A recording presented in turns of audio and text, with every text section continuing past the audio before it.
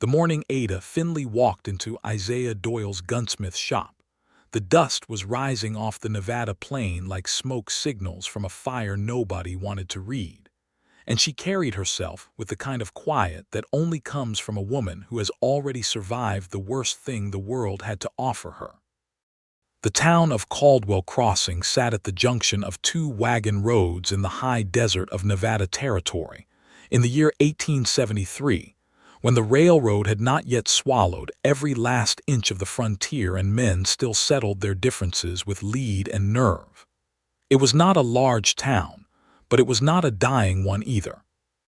There was a general store run by the Beaumont family, a livery stable that smelled of hay and horse sweat from 3 blocks away, a saloon called the Red Ace where the piano played out of tune every night and nobody seemed to mind, a land office, a barber, a doctor who drank too much but still managed to save more than he lost, and at the far end of the main thoroughfare, set slightly back from the road as though it preferred a measure of privacy, the shop of Isaiah Doyle, gunsmith. The sign above the door was hand-painted in careful black letters on a plank of raw pine, and the letters were straight and even, which told you something about the man inside before you ever laid eyes on him. Isaiah Doyle was a man who did things properly. He was 34 years old, broad through the shoulders in the way that men who work with their hands tend to become over years of honest labor, with dark hair that he kept cut short and brown eyes that had a habit of noticing everything without seeming to look directly at anything. He had come to Caldwell Crossing 6 years earlier from Richmond, Virginia, carrying nothing but a leather satchel, a set of fine gunsmithing tools inherited from his father, and a reputation that had arrived in town slightly ahead of him on the tongue of a passing merchant who had known him in another life. He had built his shop with his own 2 hands over the course of one brutal Nevada summer, and he had never once spoken at length about why he had left Virginia, and the people of Caldwell Crossing, being a practical breed, had eventually stopped asking. He was behind his workbench when the bell above his door rang that October morning, bent over the action of a cavalry officer's revolver that had been dropped in the mud at Pyramid Lake and had not fired correctly since. He did not look up immediately. He finished the small adjustment he was making with a tool barely wider than a toothpick, set it down with the particular care of a man who knows that a quarter turn too far is the difference between precision and ruin, and then he looked up. Ada Finley was standing just inside the doorway. She was 29 years old, though she looked both older and younger than that depending on which moment you caught her in. She had dark auburn hair pinned up beneath a modest bonnet that had seen better days, and her dress was clean but worn in the seams, the kind of careful cleanliness that speaks of limited means maintained with considerable pride. Her eyes were gray, the color of the sky before a storm decides which way it will break, and they were fixed on him with an expression he could not immediately classify. It was not fear, and it was not boldness. It was something else. Determination, perhaps, though the kind that has been hard-won through grief rather than born of easy confidence. She was carrying a cloth purse that she held with both hands in front of her, and she stood very still the way people do when they have rehearsed a moment in their minds so many times that actually arriving in it feels slightly unreal. Isaiah set down his tool. He straightened. He was not a man who smiled automatically at customers, but he was not unfriendly either.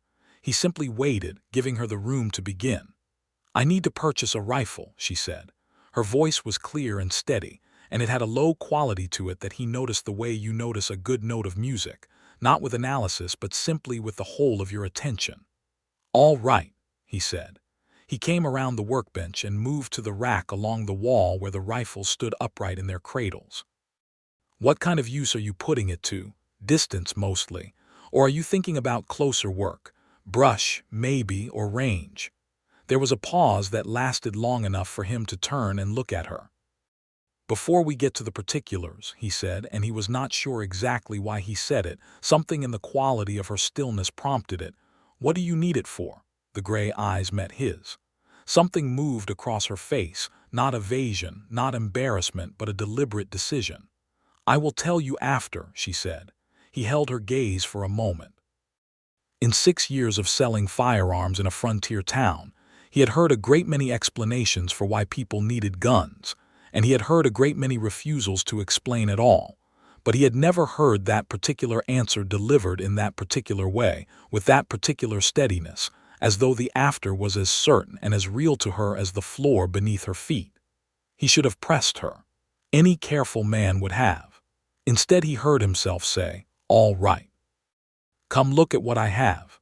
Her name, he learned in the course of that first transaction, was Ada Finley. She had been a widow for 14 months. Her husband, Thomas Finley, had died of a fever contracted during a cattle drive, one of those senseless deaths that the frontier dealt out with a regularity that never made them easier to absorb. She had a small plot of land 3 miles east of Caldwell Crossing, which she ran alone, raising chickens and a kitchen garden and 2 milk cows, and she had a daughter named Clara who was 7 years old and who had her father's coloring and her mother's stubborn chin. Or so Isaiah pieced together from the brief, factual references Ada made to her life as they moved along the rifle rack. She handled the weapons with more confidence than he expected. She was not a stranger to firearms. She checked the action on a Winchester Model 1873 with the practiced motion of someone who had been shown how to do it properly and had remembered, lifting it to her shoulder and sighting down the barrel without any of the self-consciousness that some women displayed when they wanted to look knowledgeable but were not quite sure of themselves. "This one," she said. "Good choice," he said honestly. "It's a repeating rifle, 15 rounds, good for most things you'd need on a spread your size." She paid for it without haggling, which surprised him because he had quoted her a fair price but not a bargain one, and people in her evident circumstances usually drove at least some kind of negotiation. She counted out exact coin from her purse, pressed it across the counter, took the rifle, and thanked him with a nod that carried genuine weight. He watched her walk out of his shop and down the main thoroughfare of Caldwell Crossing toward where her wagon was hitched outside the general store, and he did not go back to his workbench for several minutes after the bell above his door had stopped its ringing. He thought about her for the rest of that day, which annoyed him. He was not a man who was given to distraction. He thought about the way she had said she would tell him after, with such certainty about the existence of an after, and about the thing he had seen move behind her gray eyes when he had asked, not the flicker of someone concealing something shameful, but the steadiness of someone carrying something heavy that they had not yet found the right place to set down. He told himself it was simple curiosity. He went home to his rooms above the shop, cooked himself a supper of salt pork and cornbread, read for an hour from a battered copy of Dickens that he kept on his nightstand, and went to sleep. But the question followed him into his dreams and was still there when he woke up in the gray, early light of the Nevada morning. What did Ada Finley need a rifle for, and why would she only tell him after? The second time she came into the shop was 11 days later. She did not come to buy anything. She came because her daughter had managed to put the rifle's bolt in an unfamiliar configuration while cleaning it, and Ada could not get it back to rights, and she was too honest to pretend the fault was with the rifle rather than with her own uncertainty about the mechanism. She explained this with admirable directness while standing at his counter holding the disassembled bolt in her palm like a small, complicated confession. He fixed it in 3 minutes and showed her how the parts worked together, spreading them across a clean cloth on the workbench, and walking her through each one in language that assumed she was intelligent, which she clearly was, because she watched and listened with a concentration that absorbed everything on the first pass. "Your daughter wanted to help clean it," he said. "Clara is curious about most things," Ada said. There was such tenderness in those 5 words that he had to look back down at the bolt to give her some privacy with the feeling. "That's a fine quality," he said. "Curiosity." "It is," she agreed, and something in her voice suggested she was thinking about more than the rifle. "Tom always said it was her best one." It was the first time she had used her husband's first name in his presence, and the ease of it told him that she did not avoid the memory of Thomas Finley, that she carried it openly and without pretense, which was its own kind of courage. He reassembled the rifle and handed it back to her. She thanked him and reached for her purse, but he shook his head. "No charge for a 5-minute lesson," he said. She looked at him for a moment with those steady gray eyes, as though she was taking his measure and finding the result acceptable. "Thank you, Mr. Doyle," she said. "Isaiah," he said, and was mildly surprised that he had. A beat passed. "Ada," she said. She left with the rifle, and he stood at his window and watched her wagon move down the road until the Nevada dust folded it from view, and this time he did not pretend to himself that he was merely curious. There was something happening in his chest that he had not felt in a very long time, quiet and insistent, like the first indication of a change in weather before the wind has actually shifted. He had not allowed himself to feel it because there was a reason he had left Virginia, a reason he never spoke of, and the reason had to do with loss of a particular kind that he had decided, somewhere in the course of 6 hard years of desert living and honest work, had cost him his appetite for that specific kind of wanting. He had been wrong about that, apparently. The realization did not entirely please him, but it was honest, and he valued honesty above most things. The winter of 1873 came in with unusual ferocity for Nevada territory. The high desert was not accustomed to mercy in any season, but January brought snows that closed the wagon roads for days at a stretch, and sent the temperature plummeting in a way that reminded the settlers and ranchers who had built their lives along the crossings 2 roads that the land they had chosen was only grudgingly theirs, and could remind them of that fact at any time. Isaiah heard, during the long cold weeks when business was slow, and the stove in his shop burned steadily through his wood supply, that Ada Finley had been having a difficulty. He heard it from Doc Hargrove first, who mentioned in passing that he had ridden out to her place after one of the Beaumont boys reported that her chimney had not been smoking for 2 consecutive mornings, and then from Margaret Beaumont at the general store, who had sent her husband out with a load of flour and salt and 2 extra blankets. The situation, as he pieced it together from these scattered reports, was that Ada's milk cow had died in the cold, her well had frozen solid, and she had been dealing with all of this while also managing a sick child, because Clara had contracted a winter cough that was taking its time departing. He told himself twice that it was not his business.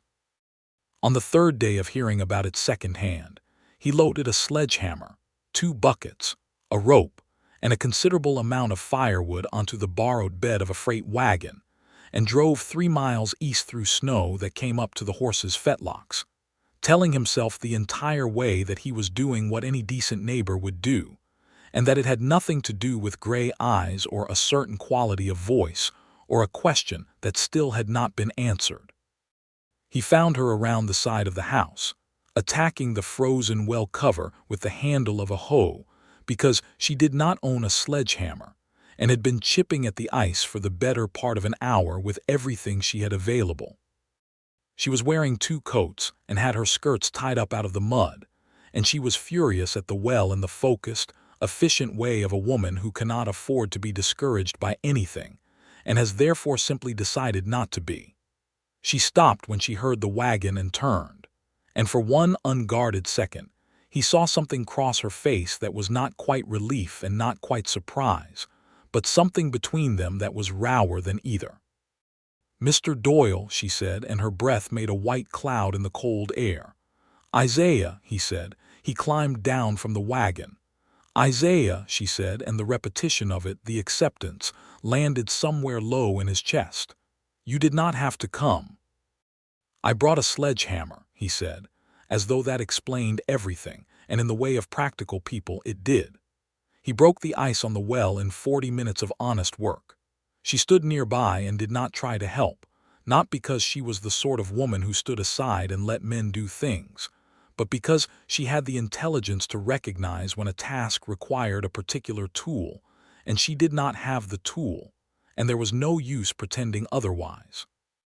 She watched him work with the same complete attention she had given to the rifle bolt, learning the technique in case she needed to do it herself in the future, and he found that he liked this about her enormously. When the well was open, they drew up clean, cold water together, she working the handle and he managing the bucket, and then he stacked the firewood against the side of the house, while she built up the stove inside and put a pot of water on. He met Clara that afternoon, when the little girl appeared in the doorway wrapped in a blanket with her dark hair loose around her shoulders, and her mother's gray eyes bright with fever. She regarded Isaiah with the direct, unself-conscious assessment of a 7-year-old who has been taught to form her own opinions and is currently forming one. "Are you the man from the gun shop?" she asked. "I am," he said. "Mama said she bought a rifle from you," Clara said. She seemed to find this an acceptable credential. "Did she tell you what for?" he asked, and then glanced at Ada, who had appeared behind Clara with a look of mixed amusement and something less easily named. "For protection," Clara said simply, as though it were obvious, and went back inside. He and Ada stood in the doorway looking at each other for a moment. "Protection from what?" he said. She studied him for a long moment.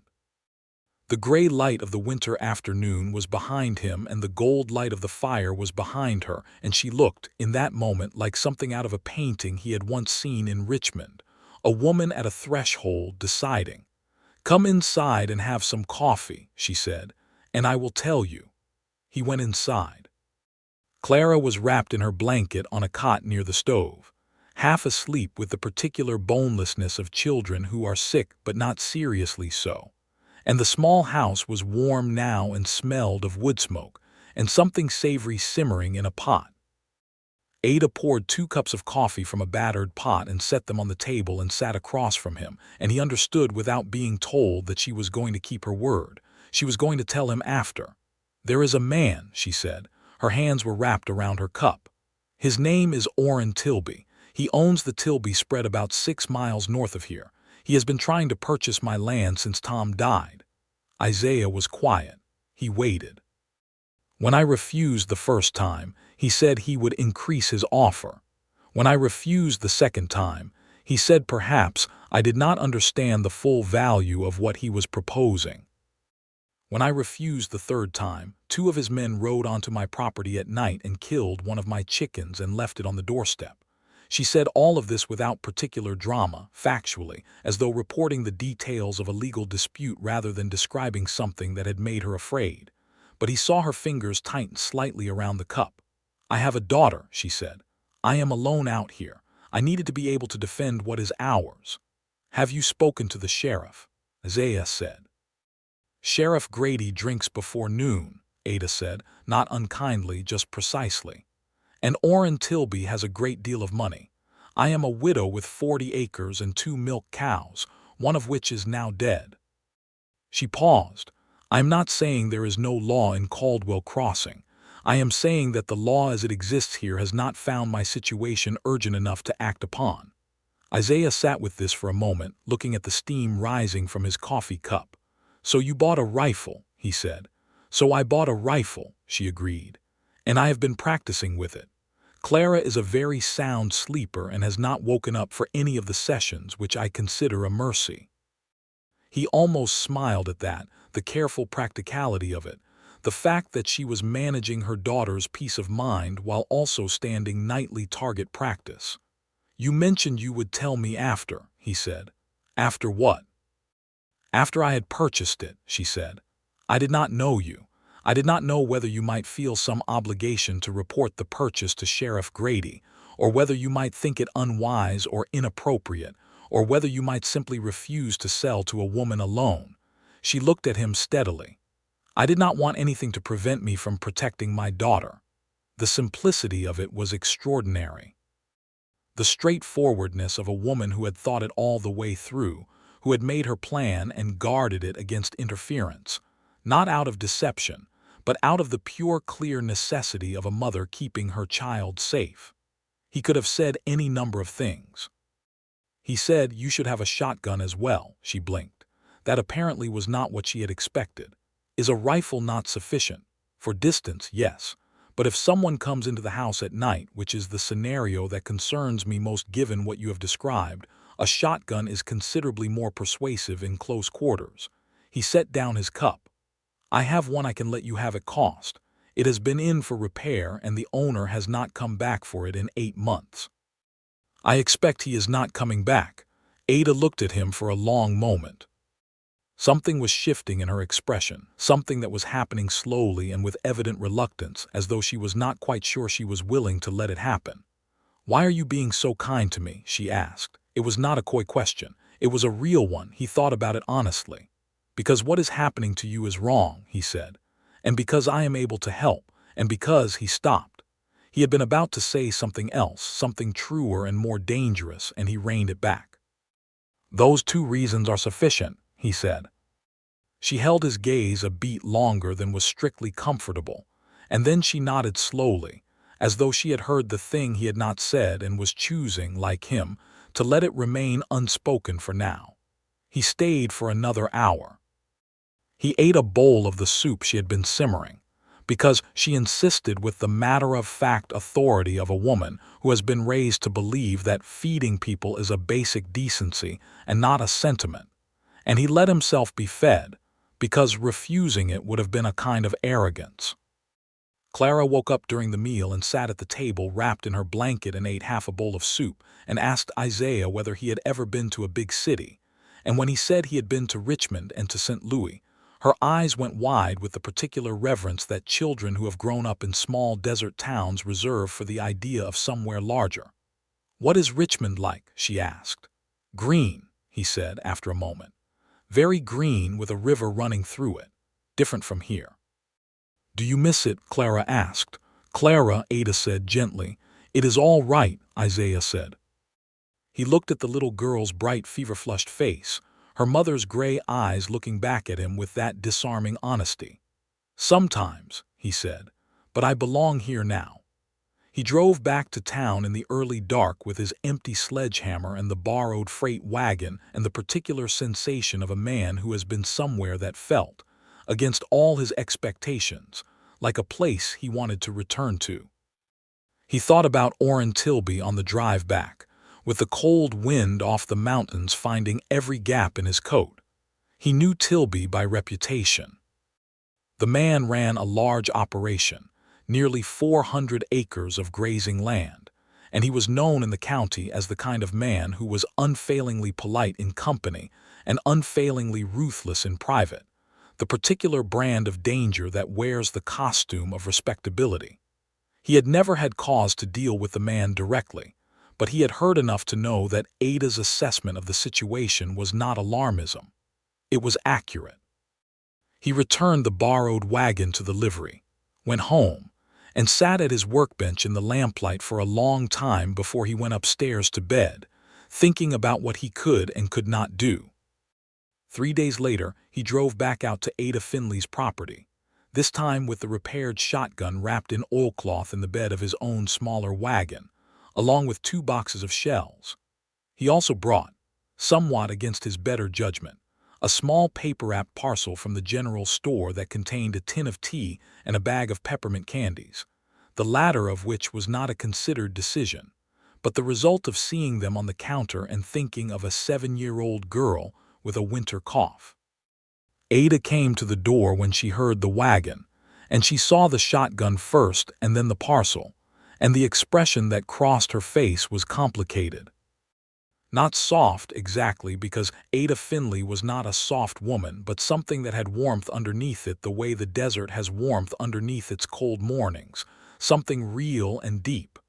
"You did not have to bring anything beyond the shotgun," she said. "I know that," he said. She took both.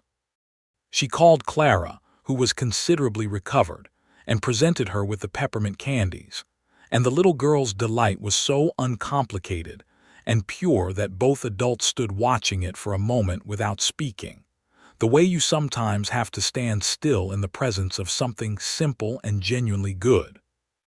Isaiah showed Ada how the shotgun worked in the yard behind the house, standing beside her while she practiced the loading and unloading until it was smooth and automatic.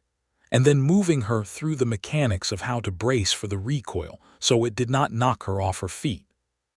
She was a quick and serious student, unhesitating and focused, and he found himself thinking that there was something about the combination of her seriousness and her capability that was extraordinarily attractive in a way he could not have precisely explained. They were standing in the late winter light, Ada holding the unloaded shotgun in a proper stance that she had mastered in under 20 minutes, and he was watching her sight an imaginary mark on the fence post, and he became aware that he had been looking at her for rather longer than the task required. He looked away. "You have a good eye," he said.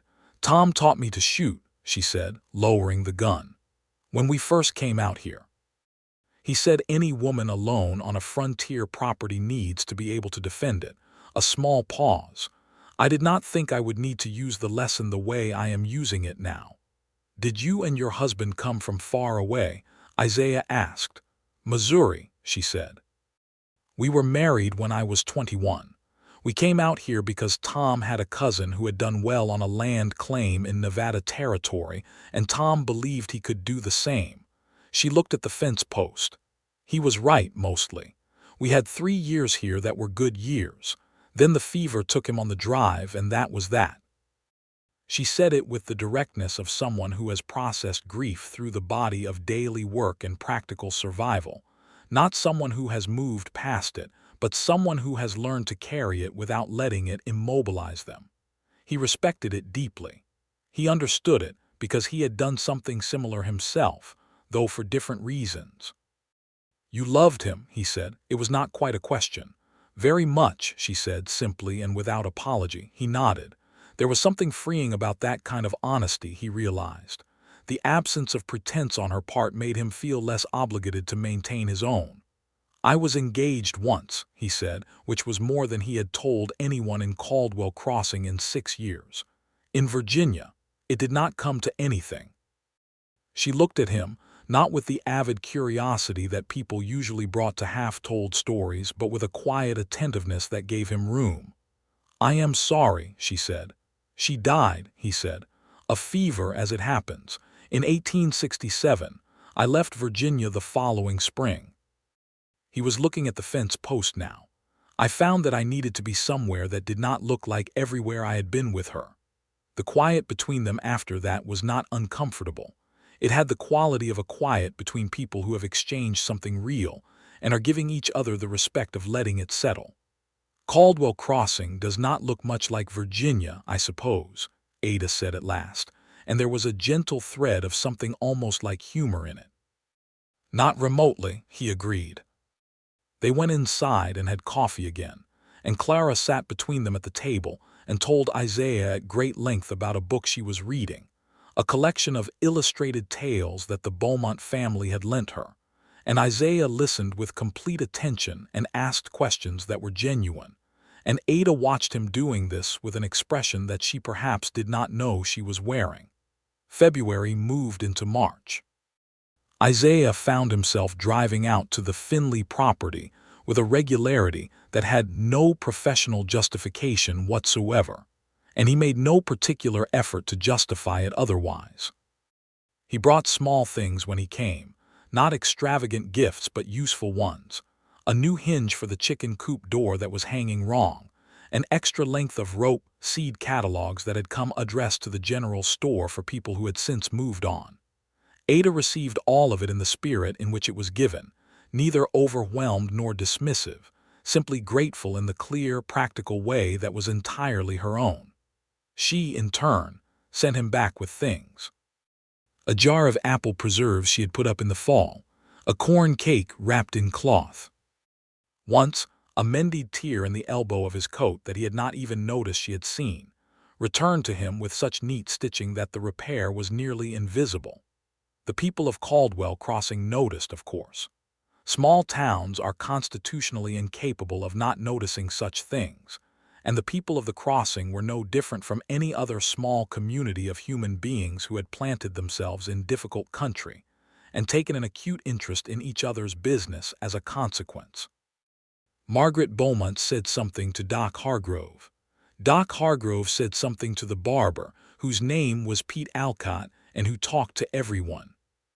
The general tenor of the town's opinion, filtered back to Isaiah through the air of casual conversation, seemed to be one of cautious approval, with a minority dissent from 2 or 3 people who felt that a widow with a young child ought to wait a decent interval before engaging in any perceptible social activity, an opinion which Isaiah considered none of their business and did not dignify with a response. He had not spoken to Ada about the nature of what was developing between them. He was not sure precisely how to begin.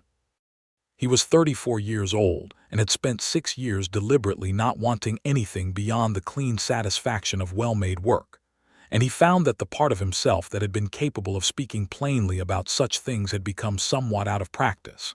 He suspected, from the occasional quality of her silences, and the way she sometimes looked at him, a half-second longer than necessity required, that Ada was doing her own uncertain navigation of the same unfamiliar territory.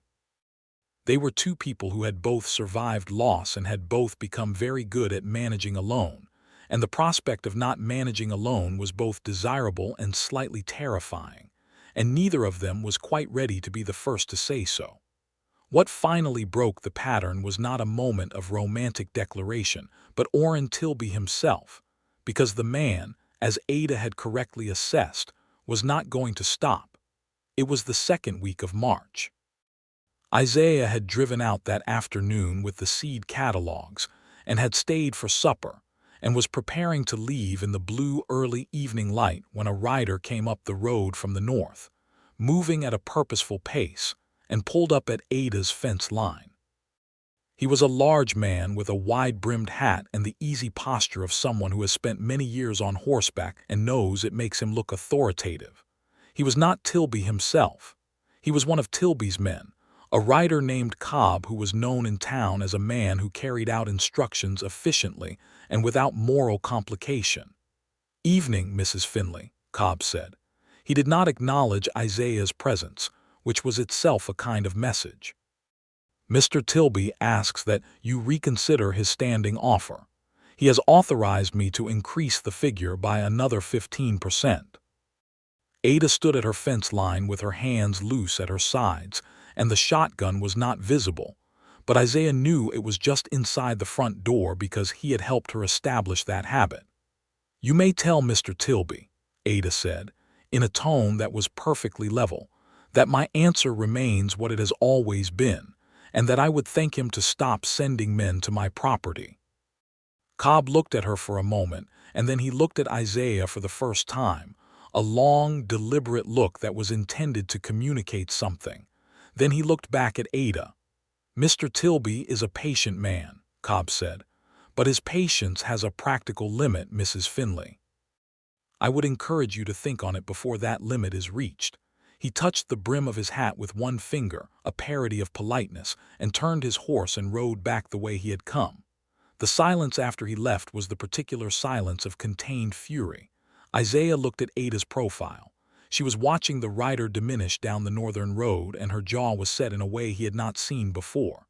"How long has this been going on?" he said. He kept his voice quiet. "Since August," she said. "Last summer. He started 2 months after Tom died." He felt something that was not quite anger but was adjacent to it, the particular cold clarity that comes from seeing an injustice in its full shape. A man exploiting a woman's vulnerability, because he believed that a widow alone could not hold what was hers, because he calculated that grief and isolation and limited resources would eventually make her surrender what she had no interest in surrendering. "Ada," he said. She turned to look at him, and he saw in her face the thing she rarely showed, the weight of 14 months of fighting this alone, of being afraid for her daughter and refusing to let the fear make decisions for her, of getting up every morning and doing the work without complaint because there was nobody else to do it. "I'm not going to let that man take your land," Isaiah said. She was quiet for a moment. Something moved in her expression, careful and searching. "Isaiah," she said, "this is my fight." "I know that," he said. "I am not offering to fight it for you. I am offering to fight it alongside you if you will let me." The distinction was deliberate, and she heard it, because she heard everything that was deliberately said and much that was not. The line between her brows, the one that appeared when she was processing something, deepened for a moment and then eased. "All right," she said. What followed over the next several weeks was a careful, methodical campaign. Isaiah was not a man given to reckless action, but he was also not a man who ignored a problem simply because it was inconvenient. He spent an evening with Doc Hargrove and Pete Alcott, who between them had a combined 40 years of knowledge about Caldwell Crossing and its surroundings, and pieced together a fuller picture of Orrin Tilby's operations and his history in the county. Tilby had done this before. It emerged. There had been two other homesteaders, both men, both of whom had sold under circumstances that the county record described as voluntary, but that Hargrove remembered differently. One of them, a man named Paulson, had left in 1870 after his barn burned down under circumstances that were officially attributed to a fallen lamp. The other, a man named Creed, had simply packed up one autumn and gone, and nobody had asked too many questions because that was the kind of thing that happened on the frontier, and people did not always have an appetite for the answers. Isaiah wrote a letter. He was a careful and precise writer, the same qualities he brought to his technical work, and the letter went to the county land office and to the Nevada Territorial Governor's office, both of which were distant enough that their response would be slow but real enough that their eventual attention would matter. He laid out Ada's situation factually and without melodrama, cited the specific dates and incidents she had described to him, and signed his name to it as a witness and a resident of Caldwell Crossing of 6 years standing. He also had a conversation with Sheriff Grady. He did not pretend to expect much from this conversation, but he had it anyway, because it was the correct first step, and it was necessary to be seen to have taken it. Sheriff Grady listened with the inattentive courtesy of a man who was calculating how much trouble the subject under discussion was likely to bring him, and said he would look into it, which meant nothing, but which created a record of having been informed. And then he did the thing that felt simultaneously most and least significant. He went back out to Ada's place on a Thursday evening in early April, when the desert was beginning to soften toward spring and the last of the winter's chill was retreating, and he sat at her kitchen table while Clara did her lessons in the next room, and he told Ada everything he had done. She listened without interrupting.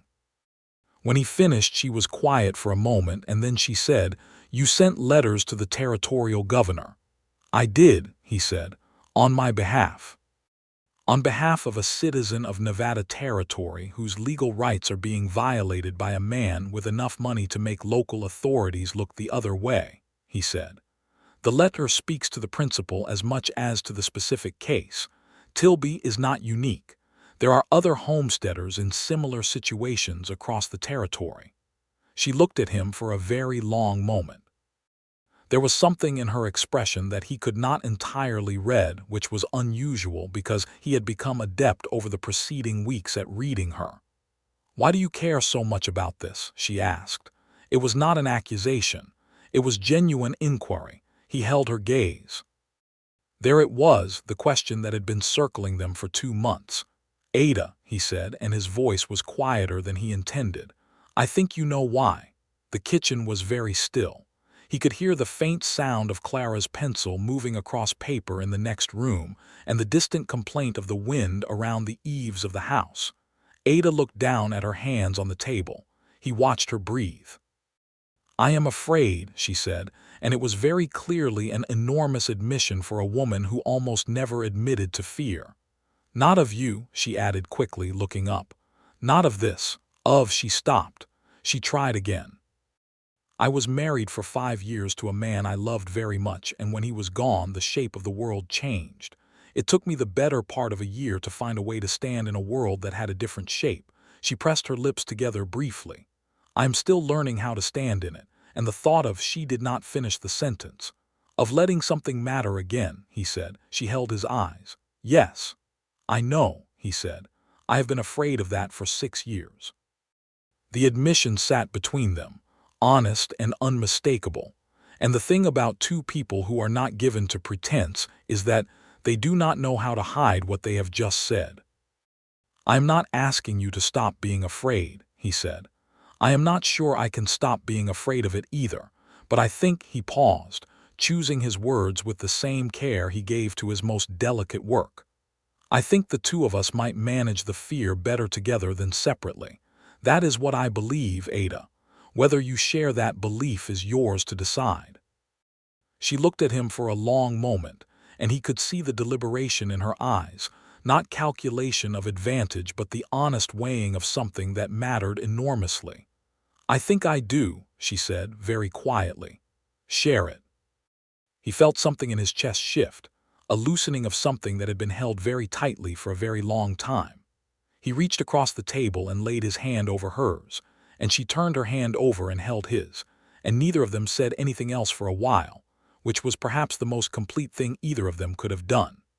Clara's pencil continued its small sounds from the next room, and the spring wind moved around the house, and outside the desert was beginning its slow, stubborn bloom. Spring in Nevada territory arrived not as a gentle easing, but as a contest between the remaining cold and the insistent warmth, the mornings still sharp enough to see your breath, and the afternoons opening into something almost sweet. The land around Ada's property, which Isaiah had come to know with the intimacy of a man who finds himself riding a certain road more often than any professional obligation accounts for, was rocky and spare, and interrupted here and there by the particular scrubby wildflowers that managed to exist in country that discouraged most things from existing at all. He had never found the Nevada high desert beautiful before coming to know Ada. He found it beautiful now. They were careful with each other in those early weeks after the conversation at the kitchen table, in the way that two careful people tend to be careful with new and fragile things. There were no dramatic declarations, no sweeping gestures. There were, instead, the accumulated small truths of people who are getting to know each other with a depth that goes below the surface of what is practical and observable. Long conversations on her porch in the spring evenings, with Clara nearby doing what children do in yards in the spring, which is to investigate everything with the dedicated attention of a natural scientist. Walks along the fence line of her property while he helped her plan the kitchen garden, bending over seed packets and soil, and debating the relative merits of different varieties of bean with an earnestness that was both purely practical and, at some other layer, not practical at all. Moments of working alongside each other on the small repairs and improvements that a property always requires, and the particular warmth of that particular kind of companionship, two people who are comfortable enough with each other's presence to be silent when silence is appropriate. He began teaching Clara small things about mechanics, because the girl was irrepressibly curious about how things worked and had taken to following him around the property when he came, asking questions about every tool and every process with a thoroughness that he found genuinely delightful. She had a quick and logical mind, and he told Ada so, and Ada smiled with the particular pride of a mother who already knows this and is simply glad to have it recognized. "She gets it from Tom," Ada said. "She gets it from you as well," he said. Ada considered this. "Perhaps from both of us then.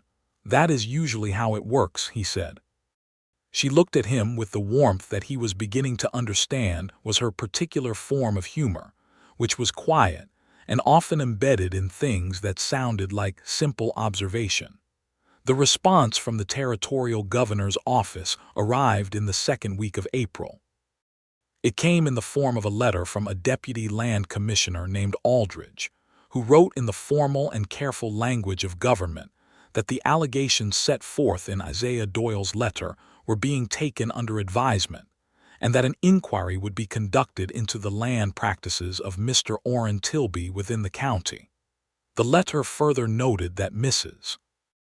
Ada Finley's land claim was properly filed and registered, and that any interference with her legal ownership would be prosecutable under territorial law. Isaiah rode out to Ada's that same afternoon with the letter folded in his coat pocket.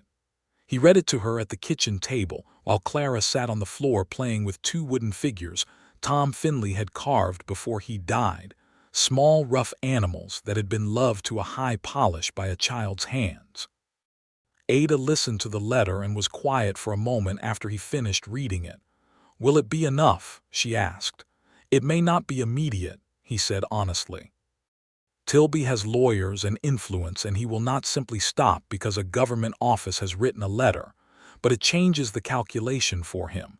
It means there are now people watching, and men like Tilby operate on the premise that nobody is watching." "You changed that," she said. "We changed it," he said. "Your decision to not be driven off your land is what made any of this possible. I only wrote the letter." She looked at him across the table in the afternoon light, with the wooden animals knocking gently together on the floor nearby, and she said, "Isaiah," and then she stopped, as if the word were the thing she had wanted to say and the rest of it was somehow unnecessary.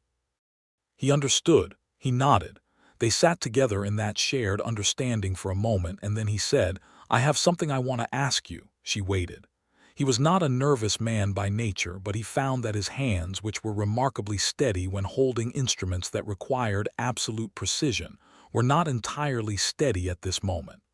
"I would like to court you properly," he said, "if you are willing.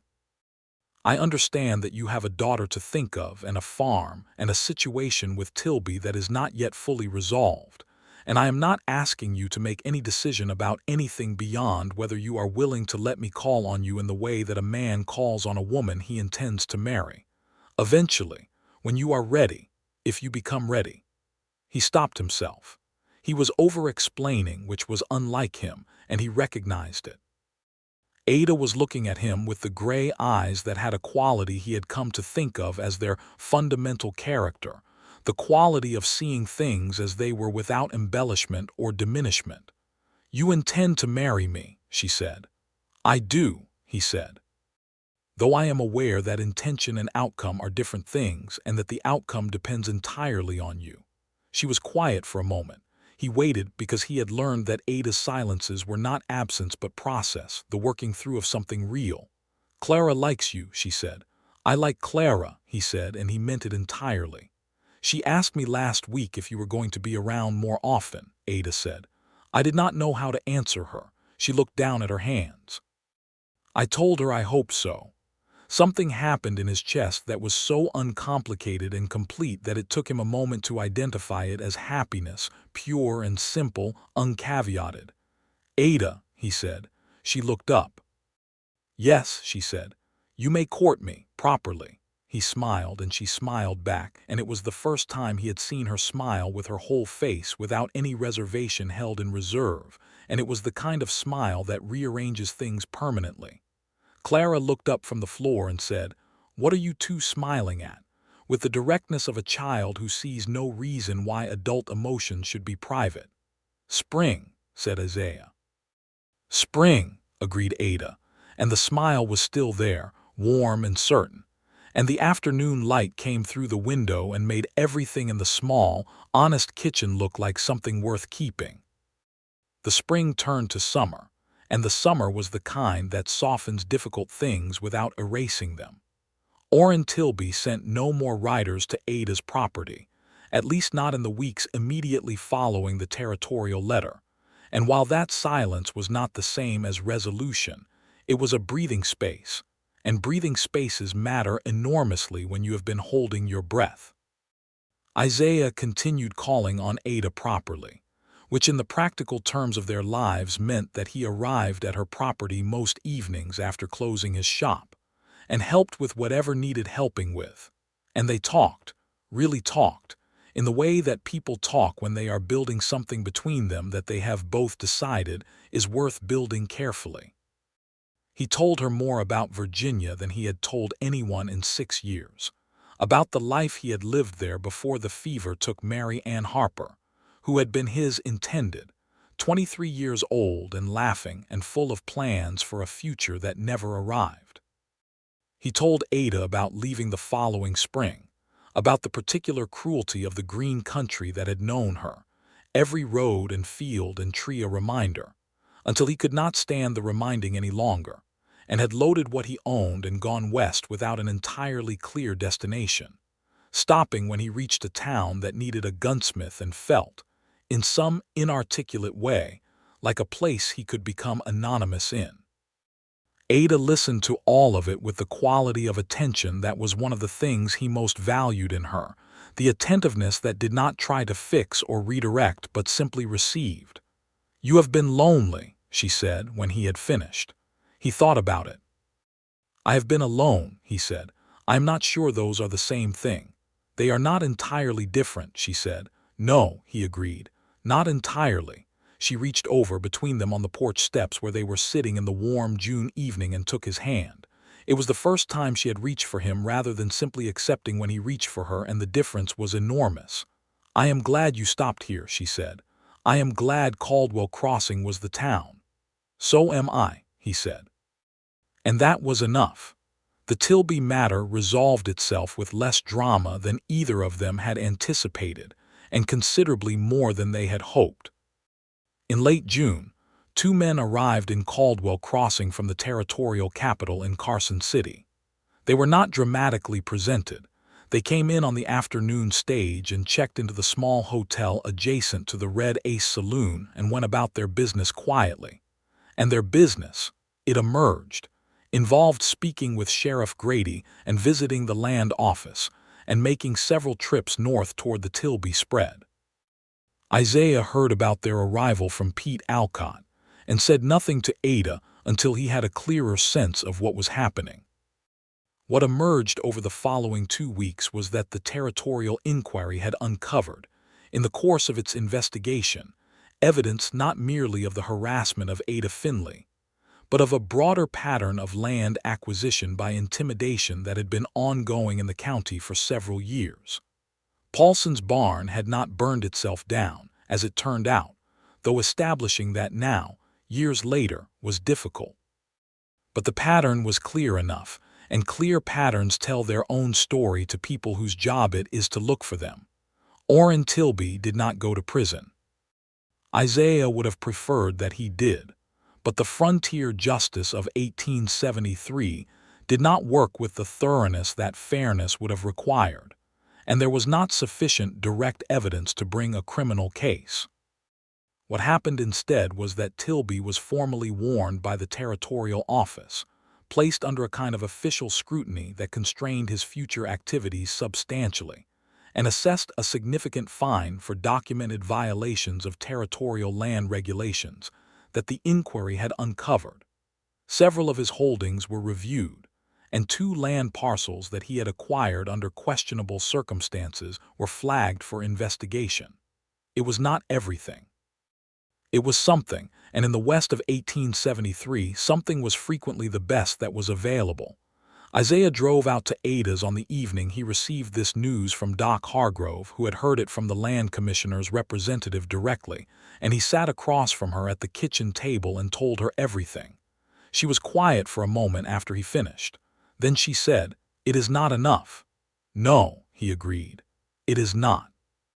Paulson and Creed and whoever else he drove off do not get their land back. There is no justice for them in this outcome." "It is not right," she said. "It is not," he said. "And I want you to know that I see that clearly, and I am not going to pretend it is sufficient simply because it is what we have. What happened to those men, and what he tried to do to you, was wrong. The fact that the law caught up with him partially and late does not erase that." She looked at him for a moment, and he could see that his acknowledgment of the injustice mattered to her, that she had not wanted him to wrap a partial outcome in the comfortable language of resolution. "But your land is yours," he said gently. "That part is clear and protected. He will not come for you again. That part is done." She let out a breath. It was not a sigh of happiness. It was the breath of someone setting down a very heavy thing, and even setting it down in an imperfect resolution brings a specific kind of relief. "Thank you," she said, and she meant it for everything, the letters and the advocacy and the willingness to see the situation's injustice whole, and not just the parts that were convenient to acknowledge. Clara was in bed by then, and the summer evening was through the window. still faintly light at 9 o'clock the way high desert evenings are in June, and Ada and Isaiah sat at the table in the quiet of it, and he reached across and took her hand, and she held it, and after a while they went out onto the porch and sat together watching the last of the light drain out of the western sky, the mountains going purple and then dark against the stars that came up one by one and then all at once, the way the desert stars always do, filling the vast sky with a density of light that cities never allowed you to see. "I love you," he said. He had not planned to say it precisely then. It arrived naturally, the way things do when they have been growing long enough that the saying of them is simply acknowledgement of something already real. Ada turned to look at him in the dark.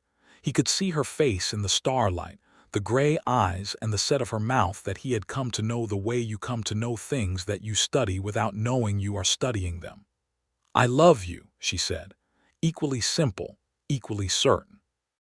He leaned in and kissed her, the first time, gentle and deliberate, and she kissed him back with a warmth and a completeness that told him everything he needed to know about the particular quality of what was between them, which was not the wild, reckless thing of youth but something more seasoned and more real.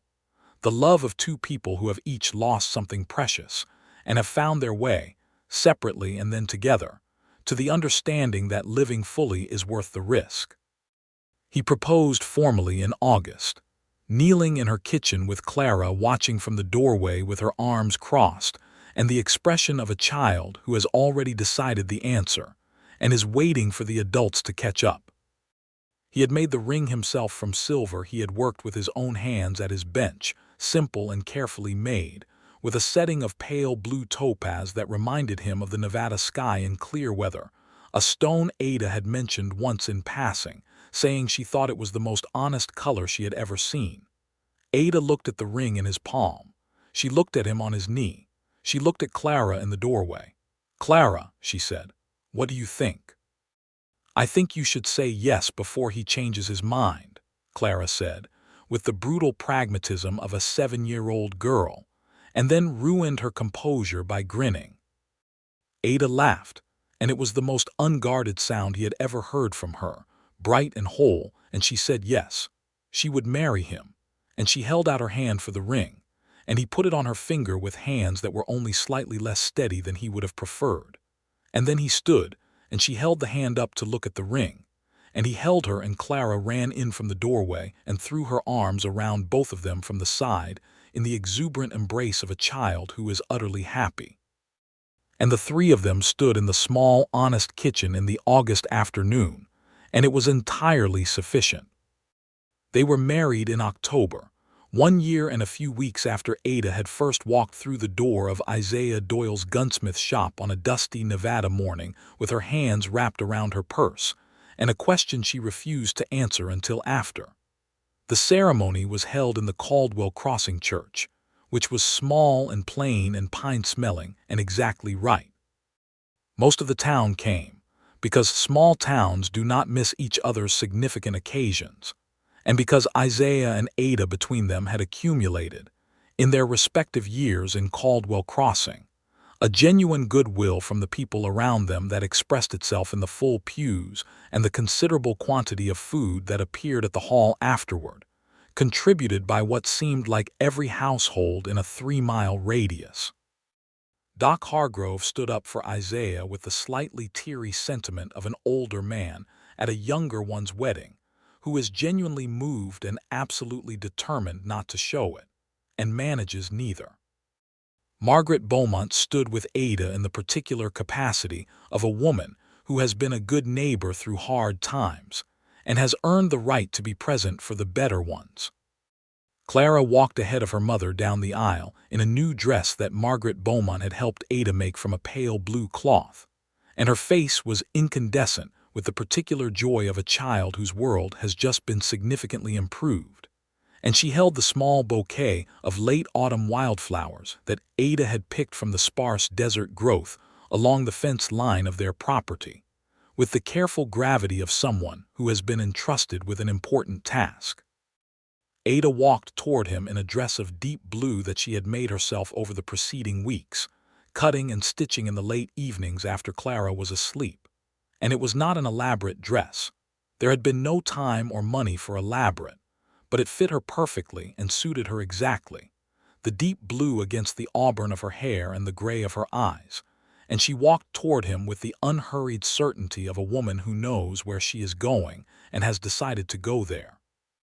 And he stood at the front of that small pine church and watched her come toward him, and understood with the complete clarity that important moments sometimes bring that he had been heading toward this particular moment for a very long time, through loss and distance and 6 years of deliberate solitude, and that all of it, even the grief of it, had been necessary to bring him to this exact place at this exact time. The ceremony was simple. The vows were the traditional ones, spoken clearly and meant entirely. He put a second ring, a plain gold band, on her finger to accompany the topaz ring he had made, and she put a plain gold band on his finger with steady hands and eyes that were bright but did not spill, because Ada Finley, Ada Doyle now, was not a woman who spilled easily, but she was a woman who felt everything completely, and every person in that church understood what they were witnessing. They had the kind of wedding party that frontier towns do well, simple food and genuine warmth and somebody with a fiddle who knew enough tunes to keep people moving. And Clara danced with everyone who asked her and several who did not think to ask but were recruited by her initiative. And Isaiah danced with his wife for the first time in the center of the hall, while the fiddle played a waltz that the fiddler knew imperfectly, but played with such feeling that nobody noticed the imprecision. Ada danced well. She had learned as a girl in Missouri and had not forgotten, and dancing with her was easy in the way that everything with her was easy when you got past the initial difficulty. Everything found its right rhythm. "You are a very good dancer," he said near her ear. "I had a very good teacher once," she said, and smiled at him with the warmth he had learned to find indispensable. "I hope I am not a disappointment by comparison," he said. She leaned back slightly to look at him with the particular quality of her direct gaze. "You are not a disappointment in any respect," she said, "in case you were uncertain." He had not been quite. But hearing it said, in that clear voice, on this particular evening, by this particular woman, was something else entirely. The winter of their first year as a family was different from the previous one in every way that mattered. The house was warmer not merely because there were 2 adults now to manage the wood supply, and the well maintenance, and the 100 small tasks that a property in a Nevada winter requires, but because it was a house that had the particular warmth of people who have chosen to be in it together. The warmth that has nothing to do with stoves and everything to do with belonging. Isaiah moved his tools and his most essential equipment to the outbuildings Ada's land had, and he made the 3-mile drive to town most mornings and returned most evenings, keeping the shop running because it was his livelihood, and because the people of Caldwell Crossing continued to need a gunsmith as reliably as they had always needed one. He hired a young man named Will Cortez, 19 years old and eager and mechanically gifted, to manage the shop on the days Isaiah could not be there, and Will proved so capable and so interested in the work that Isaiah began teaching him properly, finding in the process that teaching something he knew well made him understand it in a deeper way than simple practice ever had. Clara began calling him Papa with a casualness that suggested she had decided it was the right word and saw no reason to make a ceremony of the transition. He had been Mr. Doyle and then Isaiah, and then, one February morning when he was helping her with a mathematics problem at the kitchen table, and she needed his attention quickly, Papa, and it had simply been true. He did not have words for what it meant to him, a man who had believed for a long time that certain doors were permanently closed, to find this one open. He was not Clara's father by blood, and he held no illusions about the place Thomas Finley occupied in her history and in Ada's heart. But a father is also the person who helps with mathematics and fixes things and teaches you how things work and is reliably there. And Isaiah was there, and he intended to be there for as long as there was a there to be in. Ada's land continued to be hers, fully and without further challenge.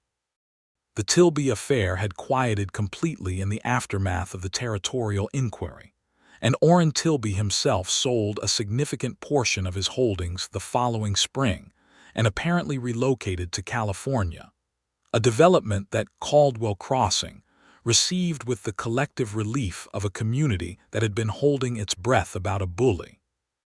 The land he left behind was divided up and sold, and 2 of the parcels went to families who farmed them properly, and the county was incrementally better for the change.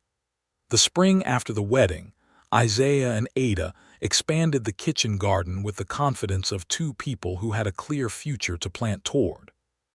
He built new raised beds from lumber he brought out from town, and she had planned the layout over the winter with the meticulous joy of someone who finally has enough stability to plan more than one season ahead.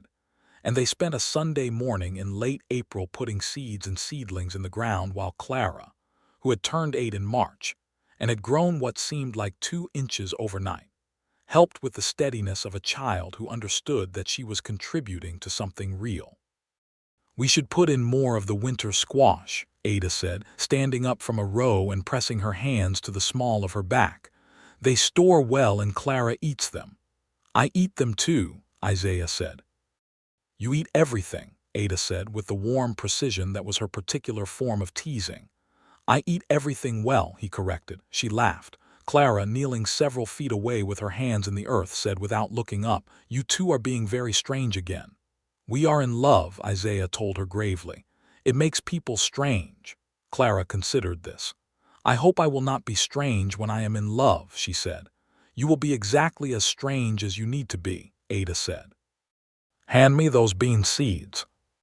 He watched the 2 of them, his wife in her garden apron handing the seed packet back over her shoulder for Clara to take, the high desert morning opening around them warm and clear, the mountains to the north still capped with the last of the winter's snow, and he thought that this was what the years of solitude had been the price of, and that he would pay it again if he had to, not because the grief had been easy, but because this was worth it. This ordinary, extraordinary morning with the sun on the red-brown earth, and the seeds going in for the season and the 2 of them, as familiar and necessary to him as the air. He went back to his row and kept working. The summer brought a development that neither of them had discussed directly, but that Ada told him about one early July morning over the breakfast table with the kind of directness that was entirely characteristic of her, looking at him across the coffee cups with those gray eyes and saying, "I believe we are going to have a baby." He set down his cup. She watched him, not with anxiety but with the attentiveness of a woman waiting to see the full truth of a response. He thought about what he felt. He felt it comprehensively, through his chest and his arms and the back of his throat, a swelling of something that had no adequate word in English or in any language he had access to. "Ada," he said. "I know," she said, which was sometimes all the language that was needed between them. He got up from his side of the table and came around to her side and knelt beside her chair and took her hands in both of his and kissed them, her work-roughened hands that had done everything necessary for years without anyone to share the doing with. And she put one hand against his face and looked at him with an expression that had no guard in it at all, which was the rarest and most precious version of Ada Finley that existed, because she guarded herself so well by nature that her unguarded moments were singular. "Are you happy?" She asked, not because she doubted it, he could see that she did not doubt it, but because she wanted to hear it. "Profoundly," he said. She smiled. Clara received the news with characteristic thoroughness, asking a series of questions about the practical logistics of babies that demonstrated both her logical mind and her considerable reading of the family's copy of a general home medical guide, and then arrived at the conclusion that it was good news and that she expected to be a useful older sister, a position she planned to take seriously. She then spent the better part of an afternoon deciding what she thought the baby should be named, producing a list of 6 candidates which she presented to her parents over supper with the gravity of a legislative proposal. Isaiah and Ada received the list with the seriousness it deserved and thanked Clara for her contributions, and Isaiah kept his face very still, while Ada managed hers only slightly better.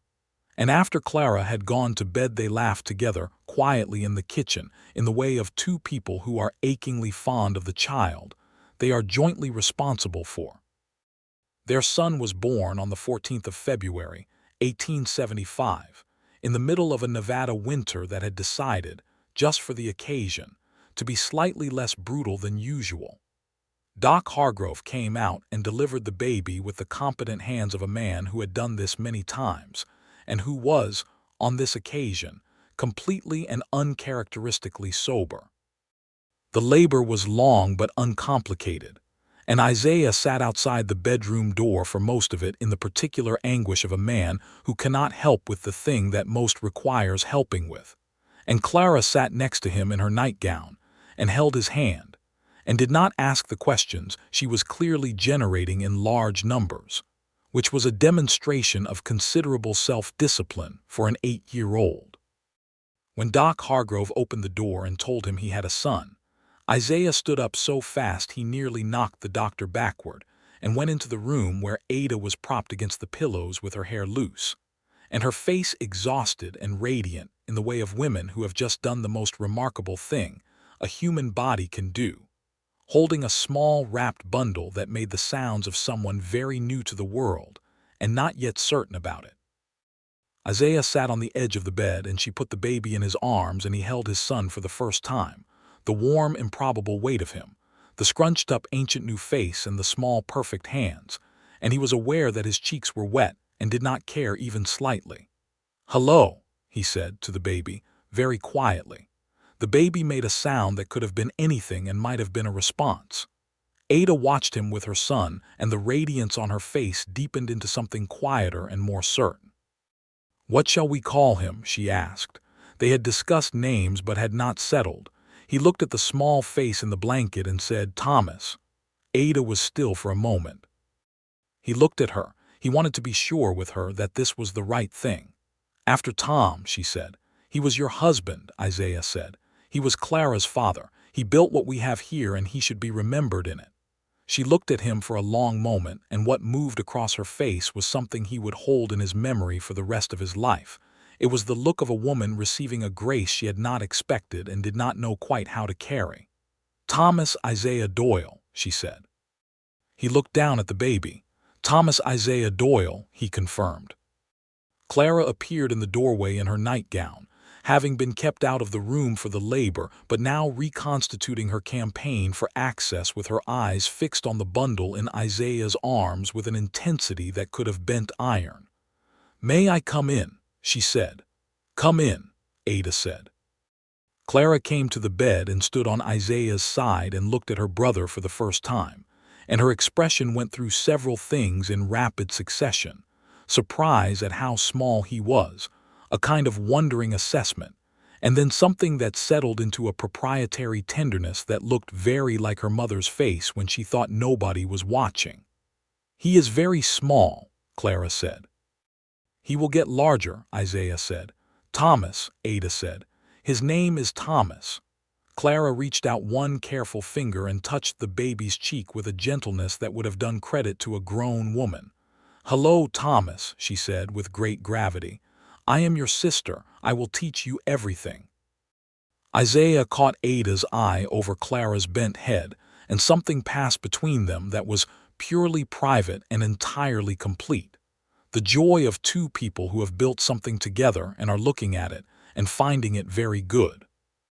Doc Hargrove left them shortly after, declining the bourbon Ada insisted he take and accepting instead a jar of her apple preserves, which he said were worth more than whiskey any day, and which Ada knew perfectly well was not true, but which she appreciated as a sentiment. He drove back to town in the winter dark, and the house settled into the particular quiet of its new configuration. Isaiah built the cradle.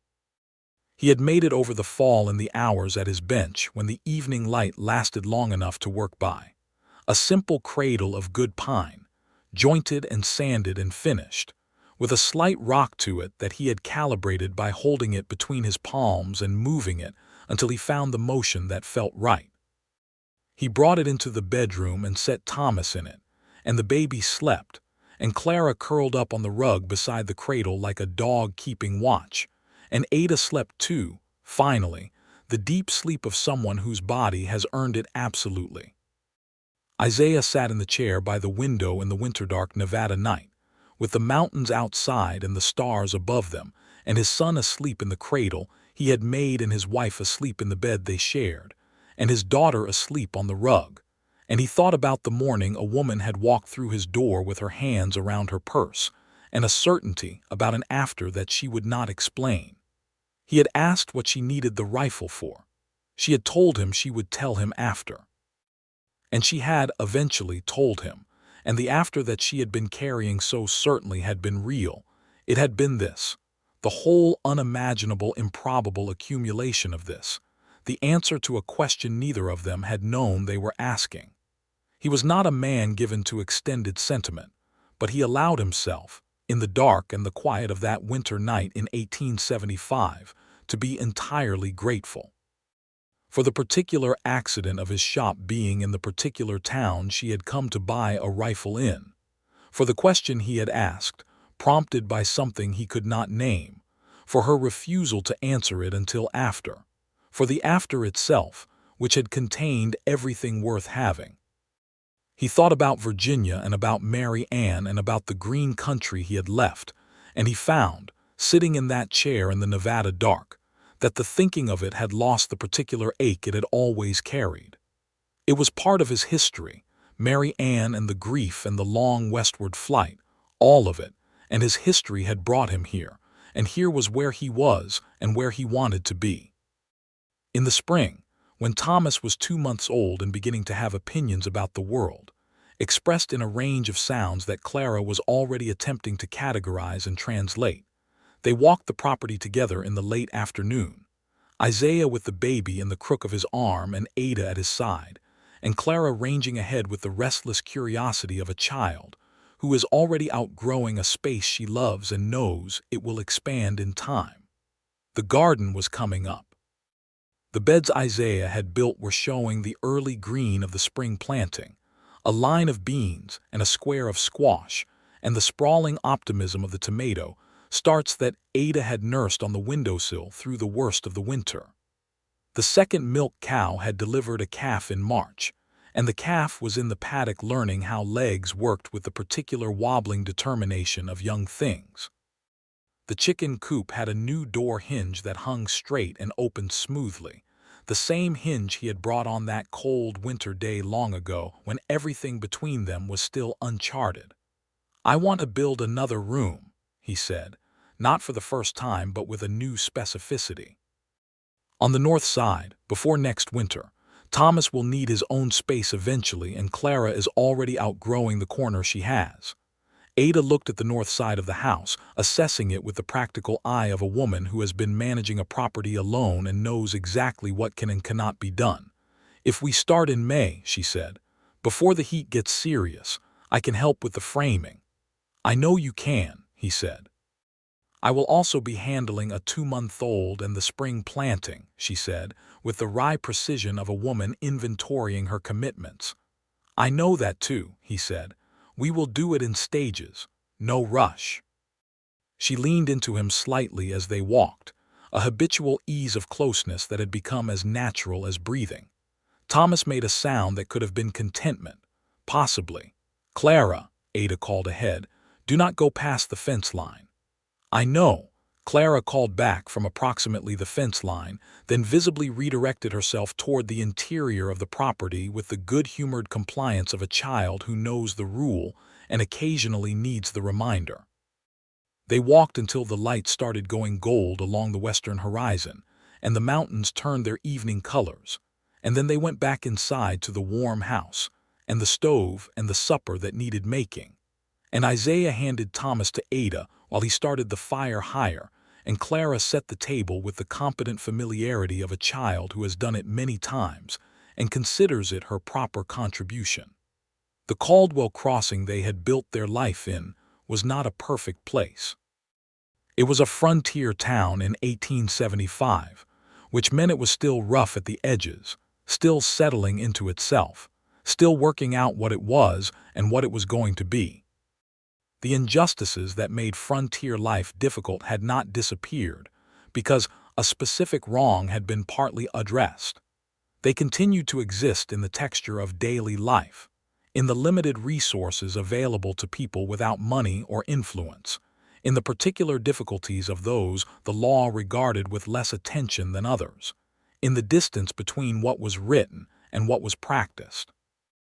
Isaiah saw this clearly and said so when it was relevant, and Ada saw it and said so when it was relevant, and they were, between them, the kind of people who acknowledged what was wrong about their world rather than looking away from it, because looking away had never made a wrong thing right. But their house was warm, and the garden was going, and the baby was growing, and Clara was reading at a level well beyond her years. And Will Cortez was managing the gunsmith shop with a skill and enthusiasm that suggested he would be its proprietor one day, which was a thought that made Isaiah quietly proud. And the letter from the territorial governor's office had done what letters from territorial governors' offices occasionally do. It had created a small change in the accountability of one man toward one woman, and that small change had allowed her to keep her land and her life, and that land and that life had been the ground in which this family had grown. A person cannot fix everything. A person can fix the things within reach and remain clear-eyed about the rest, and keep their word and do honest work, and love the people they have been given to love, and raise children who are curious and kind, and who know that the world requires both of them. The summer deepened and the garden produced abundantly, more squash than they could eat, and a sufficiency of beans, and tomatoes that Ada put up in preserves through the long August evenings, the kitchen smelling of vinegar and heat and plenty. Thomas grew with the rapid determination of a well-loved child, and by October was a robust, observant boy who watched everything with dark eyes that were unmistakably Isaiah's, and laughed with a roundness and ease that was entirely his own. Clara started a correspondence, encouraged by Isaiah, with a teachers' college in Carson City, inquiring about their requirements and programs, because she had decided she wanted to be a teacher, a decision she had arrived at with characteristic certainty and which nobody who knew her found surprising. She was 9 years old and already certain about her vocation, which was no small thing. She will be very good at it, Isaiah told Ada one evening after Clara was asleep. She will terrify her students, Ada said with affection. The best teachers do, he said. Ada laughed softly.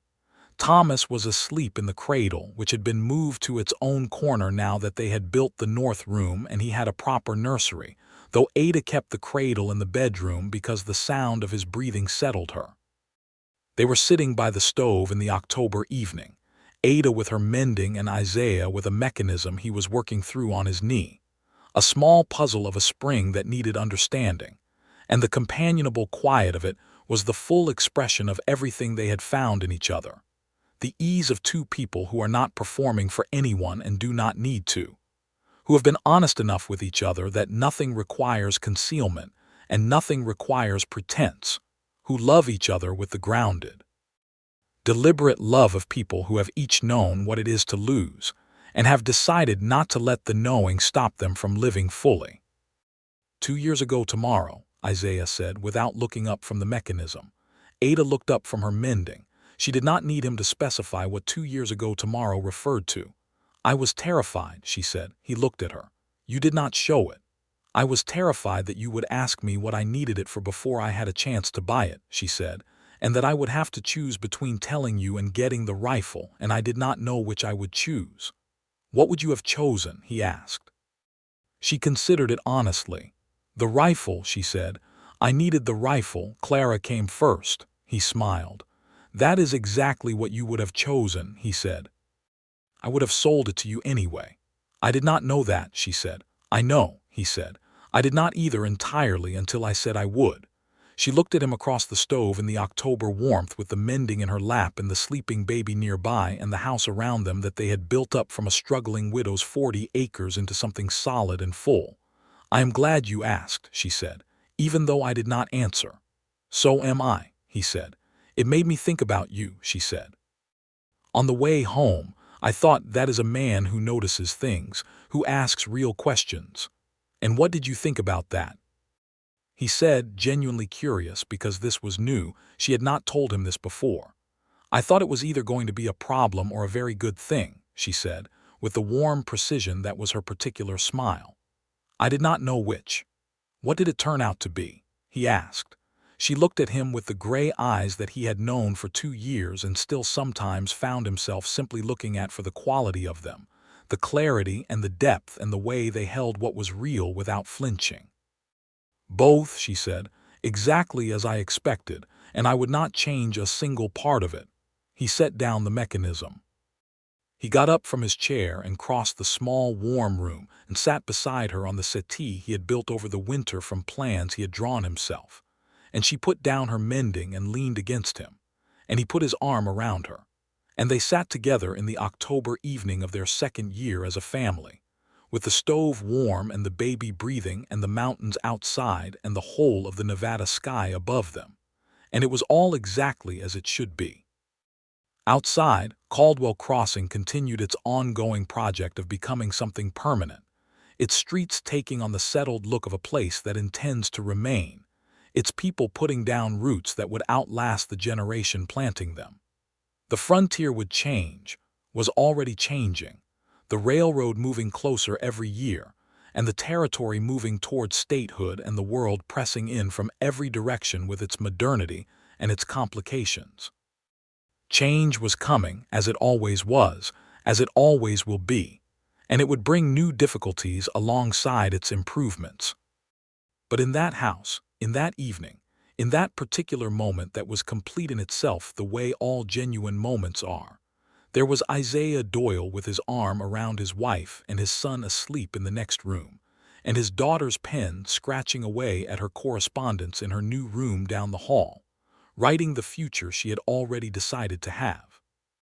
And there was Ada Finley Doyle, who had walked into a gunsmith's shop 14 months a widow with her hands around her purse and a rifle to buy, and a reason she refused to state until after, and who had found in the after something she had not known she was looking for, something that the grief of her loss had made her believe was over for her. Something that turned out to be as hardy and as persistent as the scrubby wildflowers of the Nevada high desert that bloomed every spring in country that barely permitted them to exist. They had, between them, made a life. Not a perfect life.